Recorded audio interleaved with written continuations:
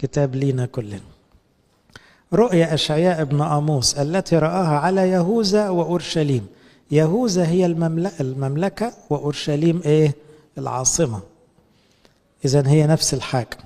لو قال يهوذا وإسرائيل يبقى بيتنبأ على المملكتين، لكن هو كان بيتنبأ mainly على أساسا على مملكة يهوذا. في أيام عزية ويثام وأحاز وحزقية ملوك يهوذا. اسمعي أيتها السماوات واصغي أيتها الأرض. ده بداية الكلام كده إيه؟ زي اللي ربنا فاض بيه، فبيشهد علينا السماء والأرض، فبيقول اسمعي يا سماء واسمعي يا أرض وركزي يا أرض. إيه بقى الحكاية؟ ده موضوع كبير قوي شكله. من أولها كده السماء هتشهد والأرض هتشهد على الناس، لأن الرب يتكلم.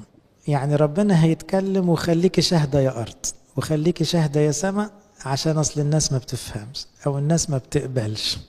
عشان كده في مرة المسيح قال لهم لو سكت هؤلاء إيه؟ الحجارة تنطق.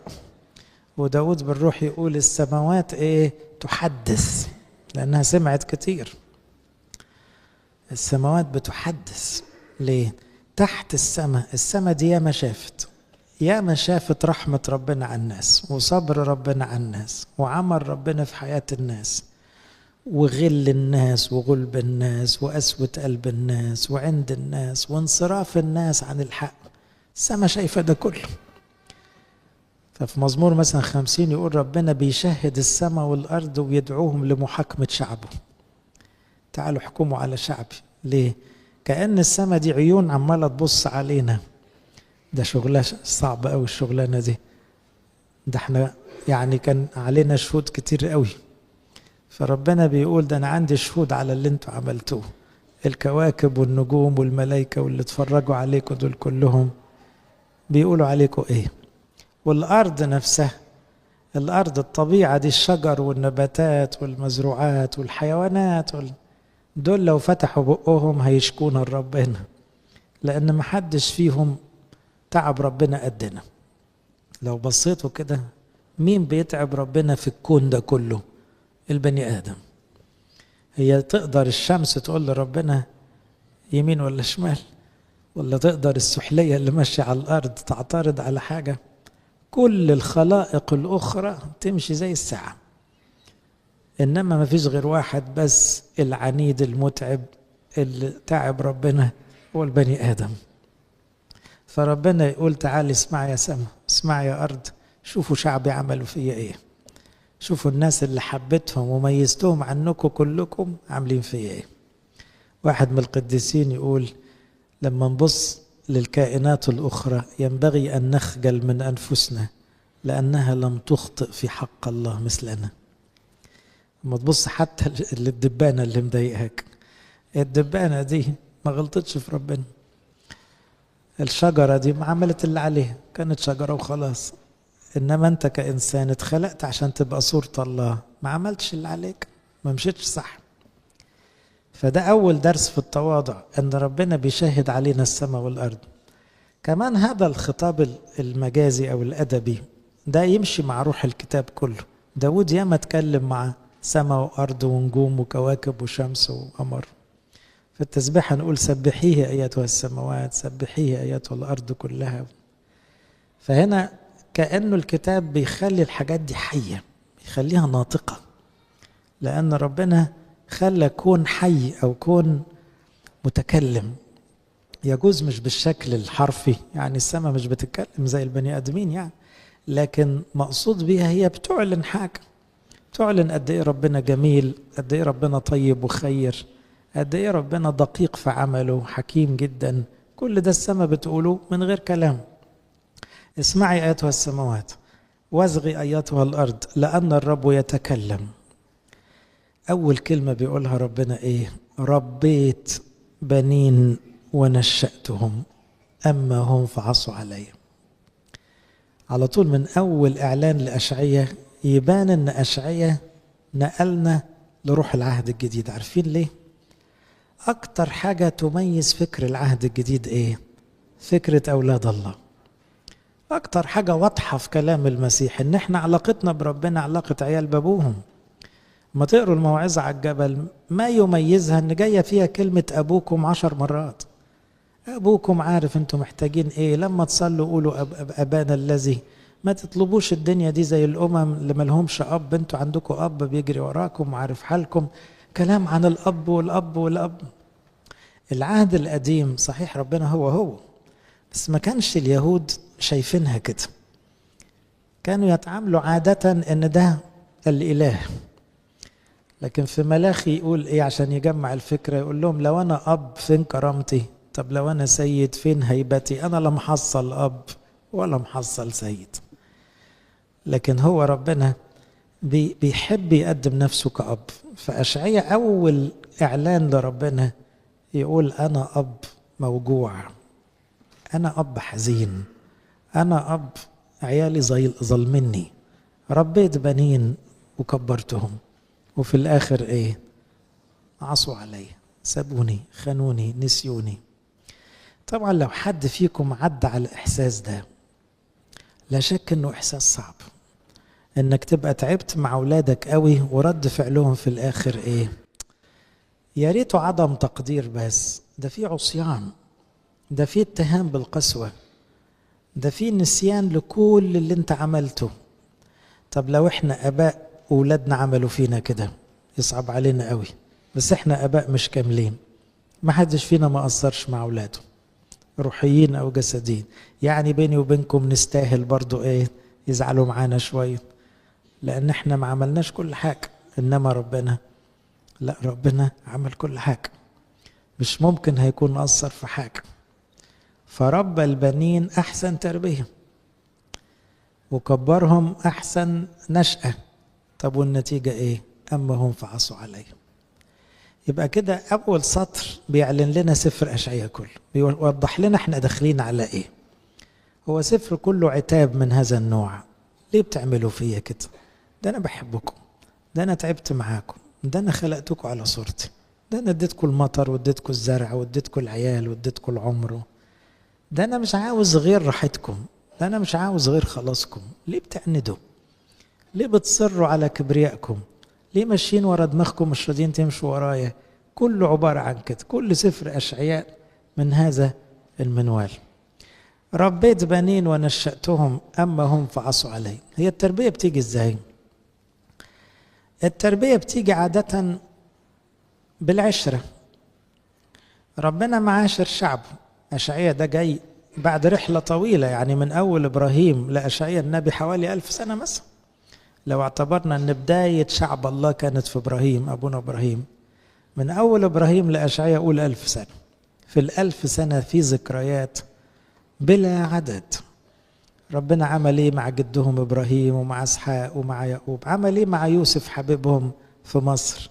عمل إيه مع موسى؟ عمل إيه معهم في سينا؟ والمعجزات والمية اللي طالعة من الصخرة والمن اللي نازل من السماء. وعمل ايه عشان يطرد الوثنيين ويسكنهم في أرض كنعان. وعمل ايه في سفر القضاء لما كانوا المديانيين والفلسطينيين يدخلوا عليهم يقوم ربنا يزحهم عشان دول برضو شعبه يرجعوا يصرخوا له. فعمل معهم كتير قوي. فلما يقول كلمة ربيت بنين بيتكلم في 1000 سنة من التربية، من الرعاية، من الاهتمام، ويبقى المقابل ان هم ينسوه. طبعا دي حاجة صعبة قوي. يعني انت ربيت عيالك كام؟ 50 سنة يعني، ولا حتى يقعدوا 20 سنة وتلاقي العيال راحت هجت يعني. لكن ده ربنا بيتكلم في مئات من السنين من التربية ومن الأبوة، وفي الآخر عصيان. تعالوا ناخد الكلام على نفسنا. لو ربنا قال لك انت الكلمة دي على المستوى الشخص، قال له يا ابني أنا ربيتك وتعبت فيك وانت في الآخر بتعصي علي، هتفهمها ازاي؟ هتقول له ربيتني امتى؟ يا ابني ده أنا مديك والدين كويسين ومديك ظروف كويسة، على الأقل خليتك تتولد في النعمة دي، ما عملتش مجهود عشان تعرفني. فتحت لك كنيستي وبيتي، حطيت روحي فيك، اديتك كلامي عشان تعرف يمينك من شمالك، سهلت لك كل الظروف اللي تزقك على السما. كل مرة كنت تعمل عملة وتيجي تقول لي آسف، اقول لك ما حصلش حاجة. في اب اطيب من كده؟ في اب كل مرة تعمل عملة سودة ترجع تقول له ما تزعلش يقول لك خلاص مش زعلان؟ ده ايه ده؟ ده لو اب اتغلط فيه 3-4 مرات يقلب بقى ويقفل خلاص ويبتدي يعد عليك الغلط، او على الاقل يعاملك بحذر بقى، يقول ده انت ما تستاهلش. انما ربنا ما بيعملش كده. ربنا ما بيعملش كده. ربنا ما فيش اطيب منه. كل مرة ترجع له تقول له انا اسف يقول لك ولا كأن في حاجة حصلت.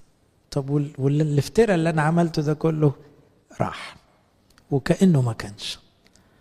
مثل الابن الضال يثبت كده، يرجع الولد بعد كل اللي عمله ياخده في حضنه يعمل له حفلة. طب واللي عمله والفلوس اللي راحت ووجع القلب اللي قعدنا فيه سنين ده كله يهون بدل رجع خلاص. ربيت بنين ونشأتهم أما هم فعصوا علي. فعلا ما فيش في حياتنا أطيب من ربنا. لو الواحد راجع شريط حياته هيلاقي ده هو الواحد ما يستحملش نفسه من اللي بيعمله، لكن ربنا مستحمل. وربنا يتنسي يعني ايه؟ تصور انت اب عيالك عاملين حفلة كبيرة نسيوا ينادوك، مش يصعب عليك؟ حفلة كبيرة او موضوع كبير يخصهم ما خدوش رأيك، يصعب عليك؟ كم مرة ناخد قرار وما نرجعش لربنا؟ كم مرة ننبسط بحاجة وما نشكرش ربنا؟ ما هي نفس الموقف، ولا في البال. احنا ننبسط، احنا نقرر، احنا نشوف حالنا، احنا نمشي يمين نمشي شمال، وكأن الحياة حياتنا وكأن ملناش اب. ويفضل هو يا عيني ساكت ويستنى ايه؟ الفتات الساقط من مائدتنا. فين لما الواحد يقول له طب متشكرين ويفرح بيها وكأنك عملت حاجة كبيرة،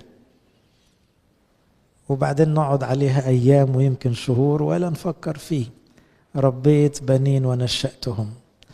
طيب تنسى ربنا وما تحطوش في دماغك كفاية وما ترجعلوش في قراراتك. طيب مش اللي يقوله لك تاخد بالك منه؟ انت عارف ان ابوك مش عاوز حاجة لنفسه، ابوك عاوز كل حاجة ليك. تفتكروا ربنا عاوز مننا احنا حاجة هياخد مننا ايه؟ ده عاوز لنا كل حاجة.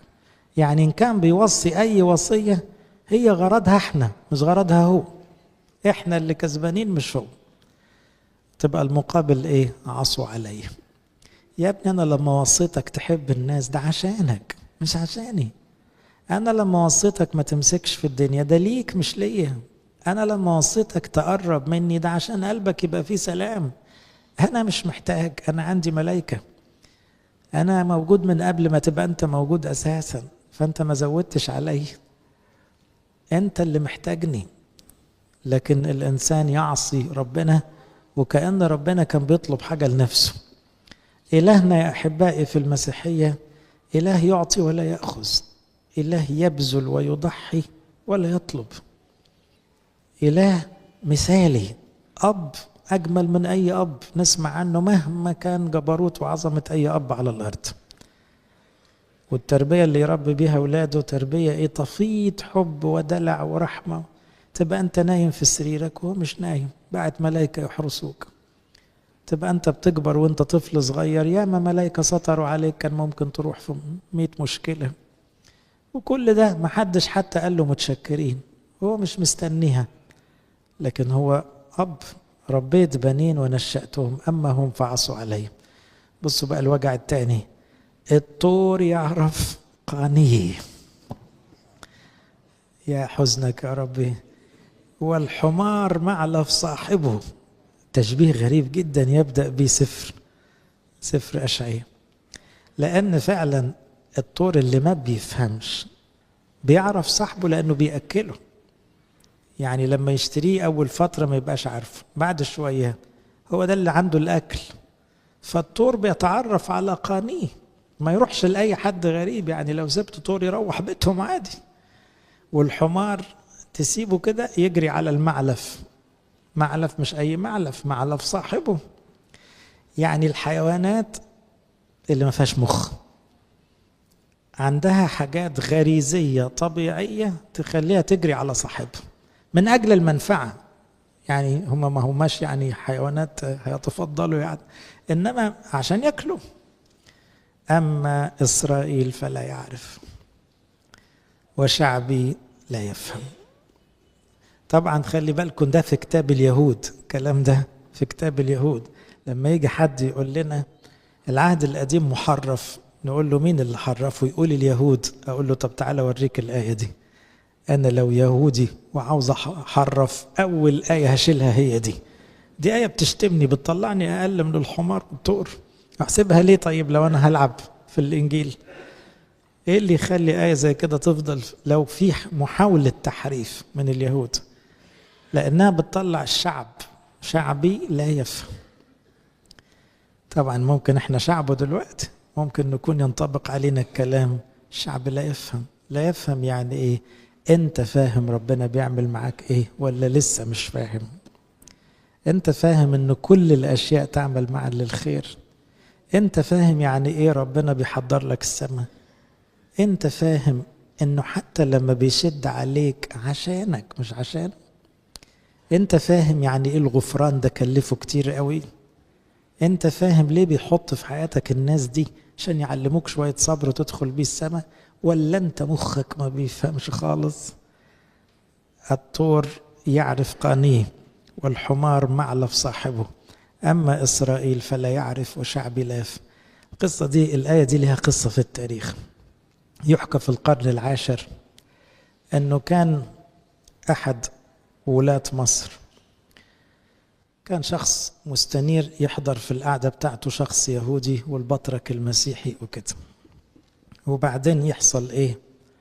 أنه الشخص اليهودي الوزير اليهودي يتريق على المسيحيين في حضور البطرك.